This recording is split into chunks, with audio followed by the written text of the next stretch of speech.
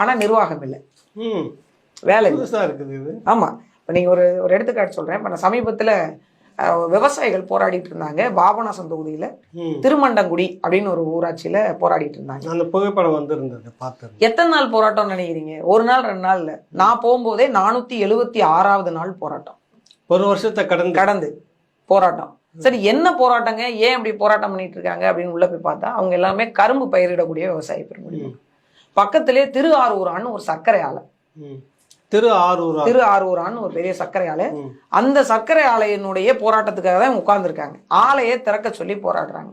சரி, உள்ள போய் நம்ம என்னன்னு கேட்கும் பட்சத்துல இவங்களுக்கு, இந்த போராடுறவங்களுக்கு வர வேண்டிய தொகை அந்த ஆலையில இருந்து, ஆலை நஷ்டத்தில் போவதா சொல்லி மூடப்பட்டிருக்கு.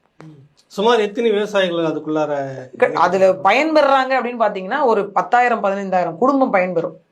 நேரடியா மறைமுகமா விவசாயம் பண்ணி வேலை பார்த்துன்னு பாத்தீங்கன்னா ஒரு 15,000 குடும்பம். இவங்க எல்லாரும் என்ன பண்றாங்க, அந்த ஆலையை நம்பி பயிரிடக்கூடியவங்க, கரும்பு பயிரிடக்கூடியவங்க, அந்த ஆலைக்கான முதலீட்டாளர்கள்ல இவர்களும் ஒருவர். அப்படிதான் அது நடத்தப்பட்டிருக்கு. கிட்டத்தட்ட 202 கோடி ரூபாய் இவங்களுக்கு வர வேண்டிய தொகை, நிலுவைத் தொகை அங்க இருக்கு. அந்த ஆலையில வர வேண்டிய நிலுவைத் தொகை மட்டுமே 202 கோடி ரூபாய் இருக்கு. ஆனா 1500 சொச்சம் கோடி ரூபாய் மதிப்புள்ள ஒரு ஆலை, சொத்து மதிப்புள்ள ஒரு ஆலை. அந்த ஆலைய 1516 கோடி ரூபாய், ஆமா, அந்த 1516 கோடி ரூபாய் சொத்து மதிப்புள்ள அந்த ஆலைய ரொம்ப ஒரு உண்மையிலே அக்கா கனிமொழி அக்கா அவர்கள் மீது எனக்கு ஒரு அளப்பரிய மரியாதை உண்டு. எந்த கனிமொழி சொல்றீங்க? திமுகவினுடைய தற்போதைக்கு தூத்துக்குடி நாடாளுமன்ற பொறுப்பாளராக இருக்கக்கூடிய, உறுப்பினராக இருக்கக்கூடிய ஐயா மரியாதைக்குரிய முதலமைச்சர் அவருடைய தங்கையாக இருக்கக்கூடிய அம்மா கனிமொழி அவர்கள் மீது எனக்கு அளப்பரிய மரியாதை உண்டு. ரொம்ப ஒரு சாந்தமான முகம், மக்கள்கிட்ட அணுகிற விதம், இதெல்லாம் பார்க்கும்போது நான் ஒரு பெருமிதமா அவங்களை கருதுவேன்.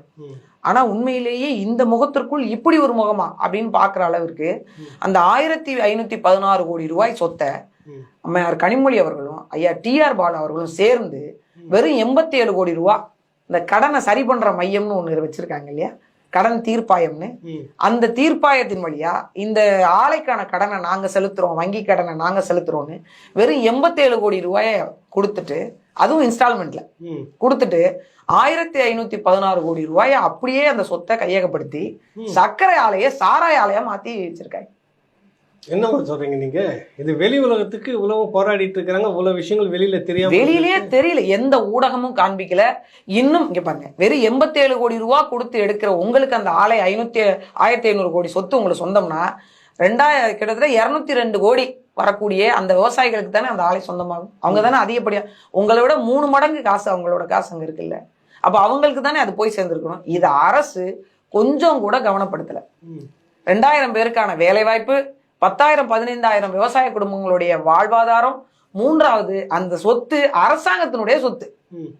அதை எப்படி வெறும் 87 கோடி ரூபாய்க்கு அம்மையார் கனிமொழி அவர்களுக்கும் ஐயா டிஆர் பாலும் சேர்ந்து இவங்களுக்கு டாஸ்மாக் நிறுவனத்துக்கு தேவையான உட்பொருளான அந்த சாராயத்தை காட்சி கொடுக்குறாங்க. இதான் சர்க்கரை ஆலையை சாராய ஆலையா மாத்தி இருக்கிறது தான் திராவிட மாடல்.